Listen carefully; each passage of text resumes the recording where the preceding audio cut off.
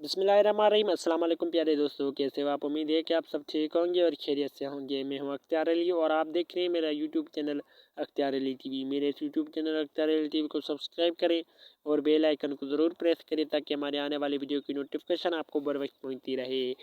अगर आपने भी अपने YouTube चैनल पर गलत वीडियो अपलोड कर लिया है और उससे आप डिलीट करना चाहते हैं तो ये वीडियो आपके लिए होने वाली है। तो चलिए वीडियो को शुरू करते हैं। वीडियो शुरू करने से पहले आपसे गुजारिश है कि हमारे इस YouTube चैनल अख्तियार को सब्सक्राइब करें और बेल आइकन को ज़रूर प्रेस करें। इसके लिए वीडियो डिलीट करने के लिए आपको सिंपली YT स्टूडियो ओपन कर लेना है, जो आपके पास लाजमी होगा। YT स्टूडियो ओपन करने के बाद आपने वो वाला वीडियो सिलेक्ट कर लेना है जिसको आप डिलीट करना चाहते हैं। मैं एक वीडियो को सिलेक्ट कर लेता हूँ। सिलेक्ट करने के बाद आपको इस तरह का इंटरफेस शो हो जाएगा। आपको ऊपर पेंसिल का ऑप्शन दिखा हुआ नज़र आ जाएगा। सिंपली आपको यहाँ पर क्लिक कर देना है। यहाँ पर क्लिक करने के बाद आपको इस तरह का इंटरफेस शो हो जाएगा।